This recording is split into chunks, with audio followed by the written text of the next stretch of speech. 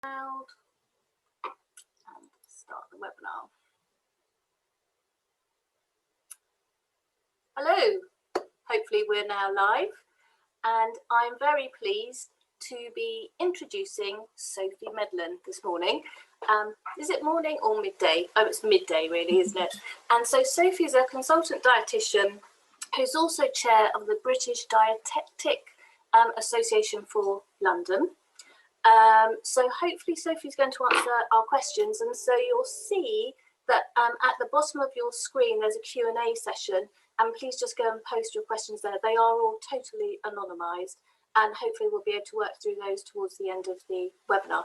But so we'll be looking at things, you know, I know things that I always like to hear is how do you stop bloating, the usual sorts of troubles that we know people ask us all the time at Talk Health. Reflux is always a big issue. And then you're either constantly running to the loo or you're not going to the loo. There always never seems to be a happy medium, I know, for a lot of people.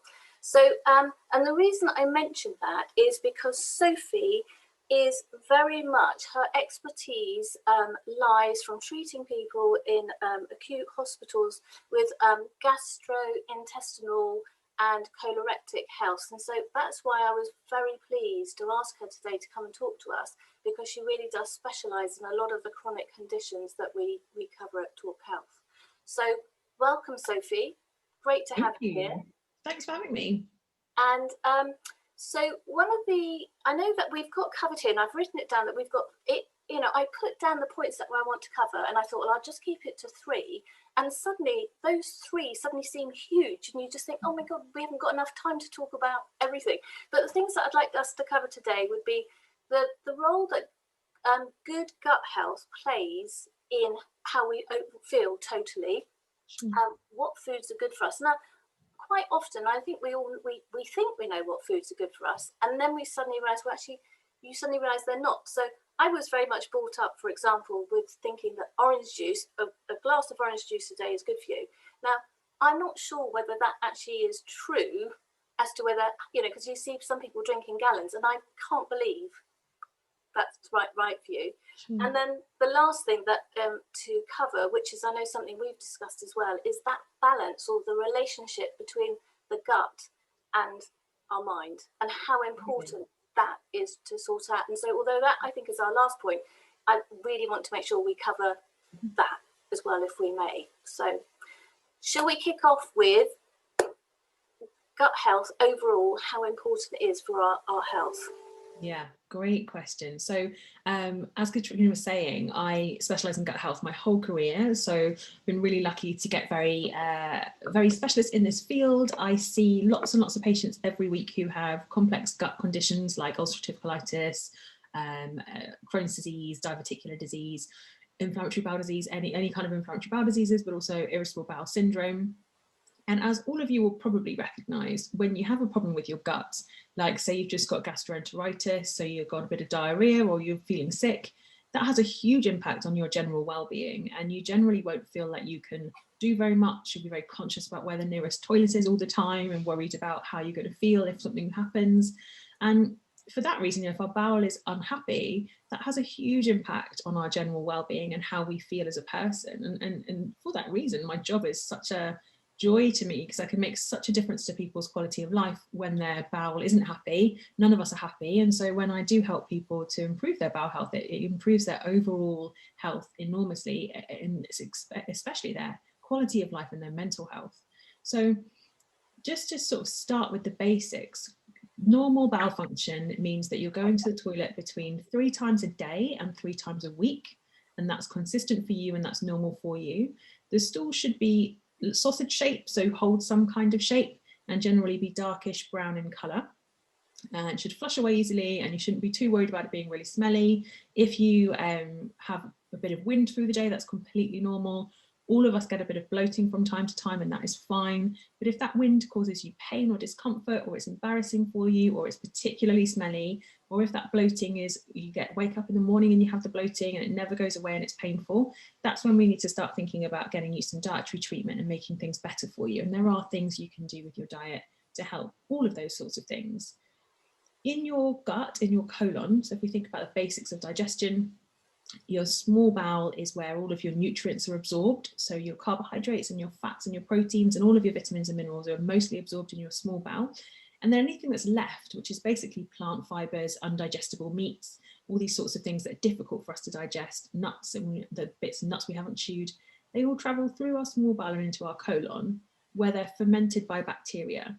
And those bacteria are doing incredible things for our health all day, every day, without us realizing. And the balance of those bacteria is really essential to how well you feel as a person. So sometimes we have too many of the bacteria that produce lots of gas really rapidly, and not enough of the ones that help to suppress how much gas you produce. Sometimes we don't have enough of the ones that protect your intestinal lining, so stop you from getting things like diarrhea and vomiting and those kinds of bugs that we get from our food that are around us all the time. Sometimes we don't have enough of the ones that protect us from inflammation, and too many of the ones that promote inflammation. So the balance of gut bacteria is really, really important. And those gut bacteria are doing incredible things in your body, including dampening down inflammation, but also interacting with your immune system. So at the moment, we're all fascinated by our immune systems and trying to figure out the best thing we can do. And interestingly, and what people don't necessarily realize, it's one of the best things you can do is look after your gut health and make sure you're feeding those good bacteria.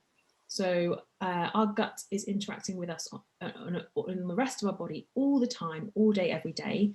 And the balance of good bacteria and all the bacteria in our gut is really, really important to look after. So your gut is essential for your overall health.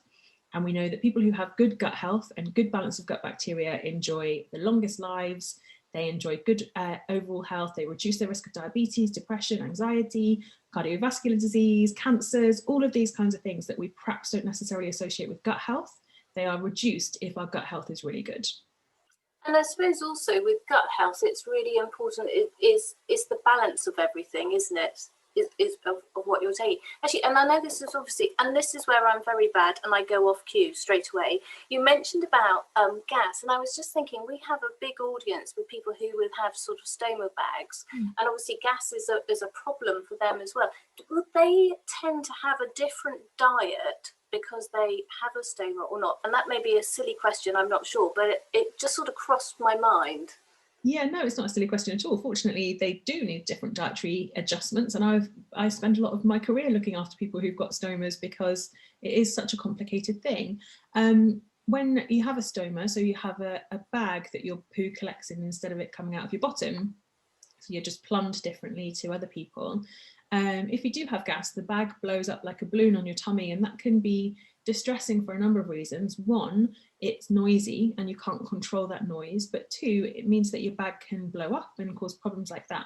So dietary changes when you have a stoma bag can help you to manage those symptoms that are more difficult for you than other people. Unfortunately, one of the problems with having a stoma is that you often end up changing your diet in a way that doesn't support your long-term health.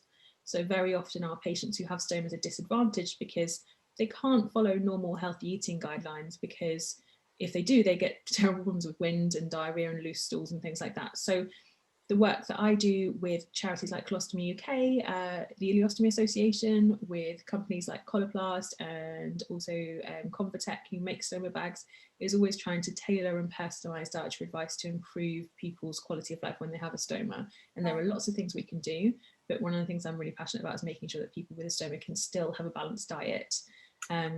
And usually, if you have a look online, it's the vegetables and carbohydrates that are fermentable. So if you look at fermentable carbohydrates, you can see where the wind is generally coming from. And when we talk about them being fermentable, it's because when they get into your colon, those bacteria ferment them.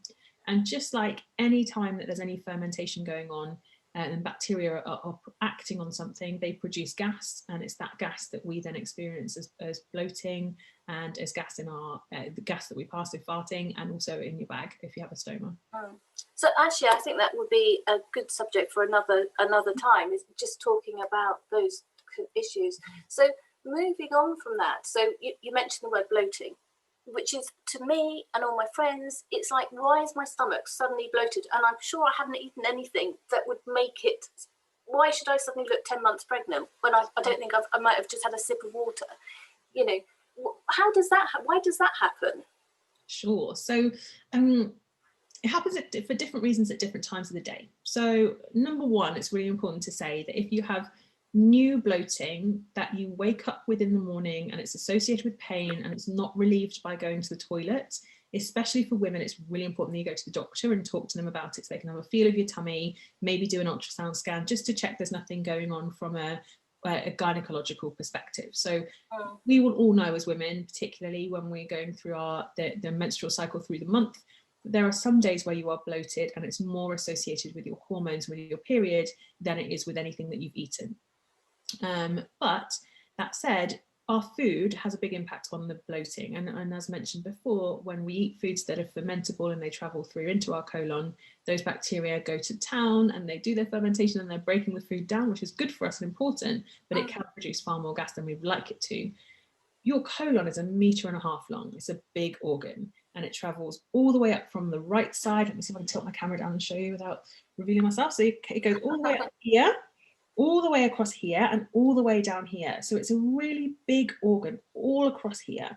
And so when it is full of gas and your bacteria are fermenting, it's uncomfortable. It blows up like a balloon. It can be huge. And so if you are going around with a colon that's full of gas, you're going to be really bloated and it's going to be really uncomfortable if you are sensitive to that stretch.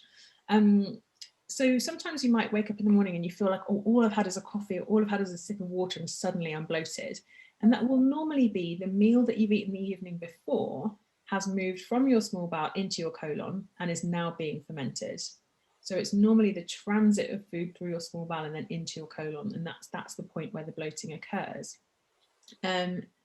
When you go to sleep at night, your bowel also goes to sleep, which is why lots of us wake up in the morning and need a poo, because ultimately when you wake up in the morning, when you go to sleep, so after about 9 o'clock, your bowel slows right down, nothing moves through it very efficiently. And when you wake up in the morning, your melatonin starts going down, everything else starts coming up, and your bowel wakes up as well. So your bowel wakes up and suddenly you might need a poo, but equally you might find that the food that you've eaten the night before has been sitting in your small bowel for a while and now is in your colon, and the bacteria are waking up and doing all their work on it. If you notice that you get bloated after a meal or after a snack, or it might be 4 hours later and you can't figure out what it is that's caused it, so usually would take about 2 hours from the food that you've eaten to you starting to get a bit bloated. So just be aware of that it's likely to be the thing that you had 2 hours ago roughly that's starting to cause the bloating. So often we think it's the thing that we've just eaten, but sometimes the thing that we've just eaten has just pushed everything else into our colon and got the bacteria have gone to work on it. No, that's really interesting. So having worked that one out, what are the foods? So because sometimes I think, oh my gosh, we're bloated because I shouldn't have eaten that. But as you're saying, actually, it may not have been that. It was something beforehand. So what are the sort of, are there particular foods, that are really, really good and foods that are really, really bad, or does that depend on the person as well? Yeah, so it's completely individual and it depends on the balance of bacteria that you have in your colon, which is like your fingerprint. It's completely unique to you. That said, there are some foods that are more likely to cause bloating than others. And what's important is that you don't end up cutting out lots of foods without thinking about how you're going to replace them so that you can still be healthy. So for example, gluten is something that often causes bloating for people. So that gluten is in bread and pasta and cakes and things like that. But cutting out gluten often means that you are having to be very restrictive with your diet, that your diet feels maybe a bit too controlled, and it can affect your relationship with food. Similarly with dairy is something that often causes bloating for people. Excuse me. But cutting out dairy has a big impact on your risk of osteoporosis, so bone health problems. Dairy is one of our really important sources of vitamin D and calcium and loads of other nutrients, iodine, really important. So when we cut it out, we might think, oh, I'll just have this plant-based milk instead, but it's just not the same nutritionally. So if you are having to cut out food groups because of bloating, it's really important you speak to a dietitian to make sure you're not putting yourself at higher risk of nutritional deficiencies and long-term problems. So gluten and dairy do cause bloating for some people, but please don't cut them out unnecessarily. And also make sure you cut things out one by one for a week so you can see what's causing your bloating rather than cutting everything out at once and not knowing what's caused the problem. Other really common triggers of bloating are the high FODMAP foods, we call them, so fermentable carbohydrates. Things like broccoli, onion, garlic, things that creep into everything. So broccoli is really common, onion and garlic are super common, apples cause a lot of bloating, pears cause a lot of bloating. Lots of these foods that we really commonly consume can cause bloating for people. So just be aware that if you do want to see what's causing your bloating, please don't cut everything out at once. Please try and do it one by one and see what's going on before you cut out food groups or important foods or foods that you enjoy, because we need to make sure you're replacing them and having a balanced diet still. So what are foods that you would really recommend as like a sort of a foundation that you should try to eat? I mean, and consume, I wasn't going to say once a week, but there's certain foods that one should always keep in your larder or whatever it is and be consuming. What would those popular ones be? Great question. So I would call these sort of non-negotiables. So for me as an individual, when I'm working with patients, I'm thinking about what can you make sure you have in your diet every day that might displace some of the less healthy stuff, but mean that you're getting a good balance in your diet. So the way that I would work that would be to make sure that you're having a portion of fruit or vegetables in the morning. So whether that's as a snack or with your breakfast. So you're having one portion of fruit in the morning, one portion of fruit a day. You're having at least two portions of vegetables with your lunch and with your evening meal, and having one snack of nuts a day. Nuts are so important for so many different things, and often we find them difficult in certain medical conditions. So it might be that you choose a mixed nut butter or something that helps you to have some nuts in your diet, but nuts are really important for lots of different nutrients, and we don't eat them enough in this country. So having plenty of fruits and vegetables in your diet is essential and should be a non-negotiable for you. Actually, can I just stop you there? When we say nuts, there are tons and tons of different types of nuts, aren't there? What specific? I'm sure we're not talking about salted peanuts, are we? So peanuts and cashews, unfortunately, are the least useful and the most delicious. So mixed nuts is helpful. And if there is some peanuts and some cashews in there that help you get a portion of nuts in you every day, that's completely fine. But the way that is ideal is if you pop to either a health food shop or have a look online and get yourself a really nice big jar, fill it up with mixed nuts and have a handful of those every day so that you're getting a good mixture of nuts through the week. So that's helpful. Most people find cashews and peanuts too delicious to keep, and they're not so easy to resist once you've got them in your mouth. So almonds are a little bit better in terms of if you're using them for a lower calorie snack. Nuts used to be like hugely demonized by sort of Weight Watchers and Slimming World and these groups because they are high in calories. Really worth remembering that the fats that are in nuts are really, really good for you, number one, but two, after you've chewed them, you can't really digest anything more than what you've mushed up in your mouth. So the less you chew nuts, but please don't choke, the less you chew nuts, the less of the fat you'll absorb from them.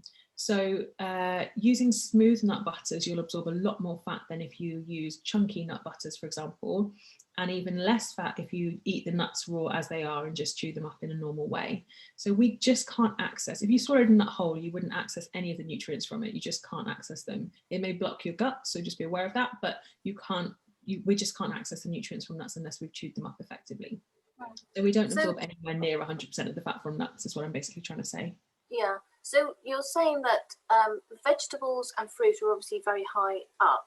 So what about the protein? Because there's so much now about you need to have protein, and so protein theoretically is easy if you like red meat, but if you're a vegan, what are the alternatives? So how do we get protein into our diet without consuming tons of meat? Yeah, great question. So protein is the next thing. So vegetables, nuts, and lean protein. So lean protein should come into your diet twice a day normally. So you want to have a portion at lunch and you want to have a portion in the evening. If you are, one of those portions could be a plant-based protein. So it could be pulses, it could be tofu, it could be corn, it could be any kind of plant-based protein that you enjoy, or it could be eggs, or it could be chicken or whatever. And it might be that you choose to have just one portion of animal protein a day, and that is plenty. That one portion of animal protein a day is more than enough. So we don't need to have meat every single day even. You can have it occasionally like we would have done back in, the previously, where you would have one big meat meal a week and make it last through the week. You don't need to have lots of meat in your diet every day.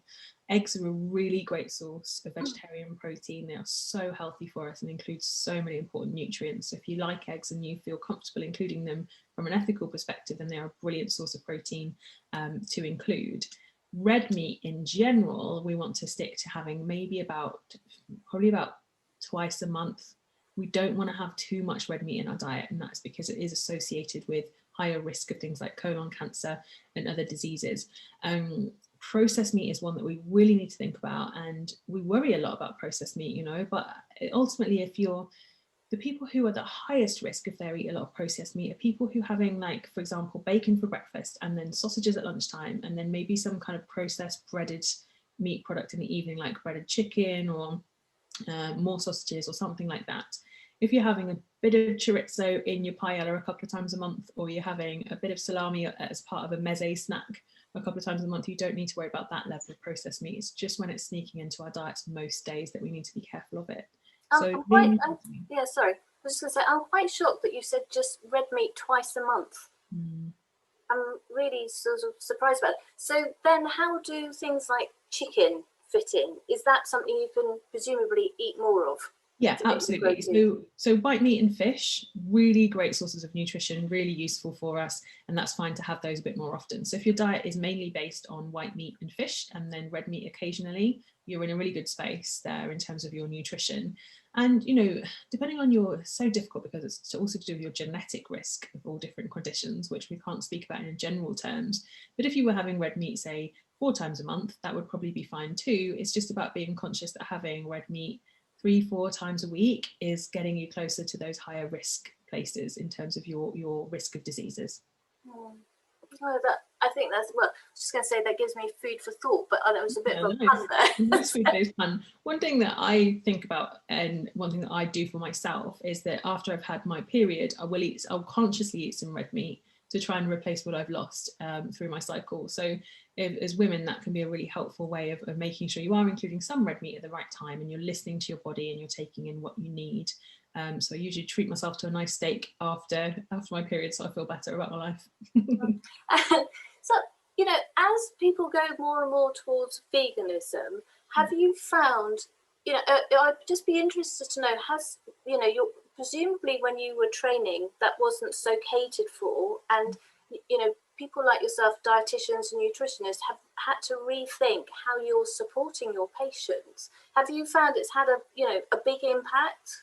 Yeah, for sure. I mean, the rise of veganism is a powerful movement, and it's something that I think is really valuable in society because it means that we all have a little reassessment with our relationship with meat and think about what we really need and what the planet needs rather than what we want all the time. And often these movements, they come. So if you think about maybe 4 years ago, 2016, 17, there was a really aggressive vegan movement, which was maybe quite alienating for some people, but we really need, in my opinion, we really need that power to push us more centrally. And the power and the anger and the vitriol of the vegan community at that time pushed us all a little bit more centrally. And we wouldn't be having this conversation today if it hadn't been for that energy that was put into it, whether it was positive or negative, and whether dietitians like me came off on the good side of it or the bad side of it. You know, so it's good that we all consider these things. The problem with a fully vegan diet is that it does leave you at risk of nutritional deficiencies. And just this week, we've seen some really powerful statistics, which comes from a really excellent database of nutrition information, which showed that vegans are at 50% higher risk of fractures from poor bone health than people who include animal products. And that's even if they have calcium fortified food, so they're getting enough calcium, even if they're of a healthy weight, and even if they're eating enough protein. So unfortunately, as we've always known as dietitians, there are risks associated with following a completely vegan diet, and we do need to be careful and monitor those risks and make that decision for ourselves as individuals. If you've seen your mum or your dad with osteoporosis and you think, I am probably at risk of osteoporosis, a vegan diet is really not the best course of action for you, unless it's so ethically important to you that overrides any of the health risks. So from a health perspective, veganism certainly isn't the best way forward. From a planetary perspective, lots of people being a vegan is probably better. And, you know, from an ethical perspective, for some people, it's completely the right thing. So we just have to adjust and assess all of these things. And when I'm working with my vegan patients, their motivation for veganism is really important to understand so that we can make sure that the messages are right for them. And I think I completely agree with you. By people being, there's always the way, isn't it? If there's somebody that is extreme, makes you sort of aware. And I'm sure that for a lot of people, it has made people aware. So I'm not cutting out meat, for example, but I'm going to really cut down on my intake of meat. So that can only be for the good, really. So having spoken about the good stuff, what, sugar, the bad stuff, the stuff that we all love, is it just sugar? Are there some other things that we've got to be careful of? So we've already spoken about processed meat. So that's one of the big things that we need to worry about in this country. We also need to be conscious of our salt intake, and normally our salt, the people who have higher salt intakes that they need to worry about, generally they're people who are eating salty snacks like crisps and salted nuts and that sort of thing, but also people who are eating more processed food, maybe having more takeaways or eating out in restaurants, as we all wish we could be doing now.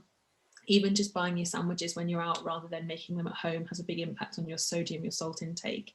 So we all need to worry about or look at our sodium intake and how much salt we're adding at the table and that sort of thing, because we know in the UK population in particular that our risk of strokes and heart attacks has increased just because of our genetic predispositions as a population. So we do need to be conscious about that. So processed meat and salt are really important. Sugar intake is one of those controversial things. So sugar has really been demonized by the sort of Instagram populations. And the only time you really need to think about your sugar intake is if you are eating lots of sugary snacks or eating sweets themselves, or if you are drinking sugary drinks. So you're having fizzy drinks, or you're having sugar in your tea and coffee all the time through the day. If you're having lots of added sugar, we call that, we call it free sugars. If you're adding lots of sugar to your diet, then you need to be worried about it. Then you need to think about cutting down. If you are having some sugar that occurs naturally in things like milk, or you're having sugar, adding a bit of sugar to your stewed plums that you're eating, or you are drinking orange juice and things like that, you don't need to worry so much. It's those free sugars that you want to worry about, the ones that you're adding or that are added artificially in manufacturing. We should circle back to that juice question. With juice, if you're having 1 glass of orange juice a day, then that's great and that's really good for you, especially at the moment you're getting lots of vitamin C, and that's really great for making sure our immune system is functioning well and all that kind of thing. Fruit got caught up in this anti-sugar campaign and got demonized alongside, I don't know, drinking Coke, and it's really not the same thing. It doesn't act in the same way in our bodies, and fruit should always be eaten. I box recreationally, and I did a talk in my boxing gym for young people recently. So some kids in a school camp, a half-term boot camp thing. And one of the girls, who was probably about 10, maybe even a bit younger, she said to me, my mummy says that I shouldn't eat fruit because it will make me fat. And I just thought, number one, why are you so worried about being fat at 10 years old? And number two, how have we got to a place where kids are scared of eating fruit? We really have to be careful of that messaging around sugar, because people take it to the extreme and then we end up in a mess, in that sort of mess.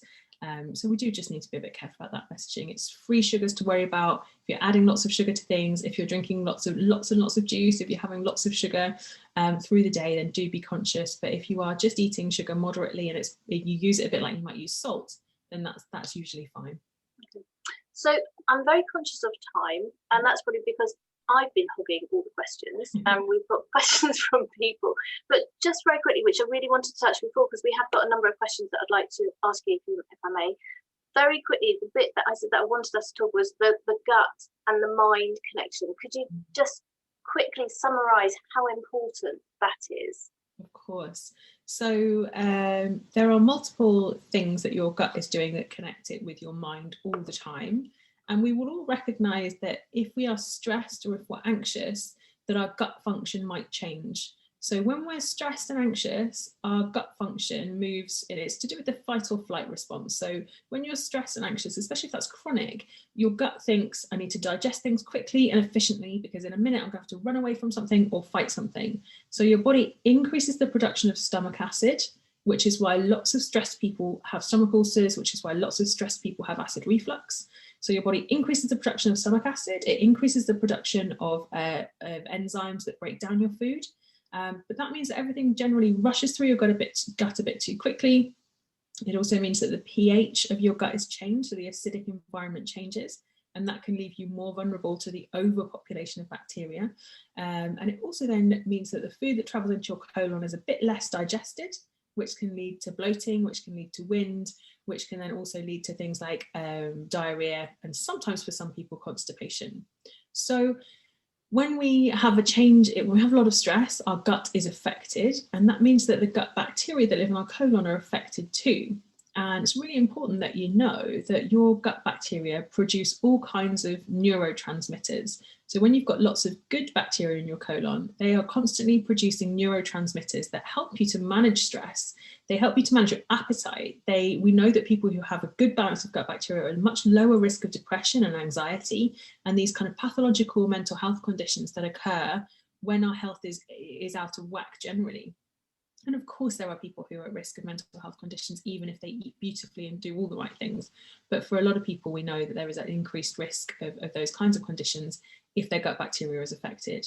So looking after your gut health is essential. But first of all, try and manage your stress, and good stress management strategies will help your gut health. So it's a bi-directional relationship. If your gut is happy, your brain will be happier. And if you're less stressed, your gut will be happier. That's simple, if only. I know, yeah, magic. So very quickly then, a few questions, and here's an easy one. I say it's an easy one, and you could probably do a good lecture on this for an hour. So our first question, everyone has a different opinion when it comes to gluten. What's your opinion, yes or no? Oh, gluten is fine to include. If it doesn't cause you any problems, it's certainly not causing you, it's not poisoning you, it's not doing any harm, there's nothing to worry about. If it's not causing you any issues, please don't fear gluten. It's in absolutely everything. And if you try to avoid it, you'll get all anxious and your relationship with food will be affected. And then when you're anxious, your gut gets affected and you think, oh, I'm going to eat this and it's going to make me bloated or it's going to cause me problems. And then when you do, of course, you do get bloated because you're stressed and anxious about eating it. So gluten in general, absolutely fine for people to include as long as it's not causing them problems. There are some people who struggle with digesting gluten, but they are few and far between. It's rarely the gluten, even though it gets blamed for everything. It's usually a combination of all the other things that cause the symptoms. Right, next one. I have IBS, diverticular disease. I'm allergic to nuts and some fruits. I'm very careful with my diet and have a gluten-free diet, which is super easy, and drink either lactose-free or oat milk, but still get a lot of diarrhea, which then sets off my diverticulitis. Is there anything you can suggest to help further? So really, obviously with these really individual questions, it's much better for me to get you into clinic and assess you properly and give you proper advice. With diverticular disease in particular, being conscious with your insoluble fibre can really help. So when I'm working with patients who have diverticular disease, it's often insoluble fibre that's aggravating the problem.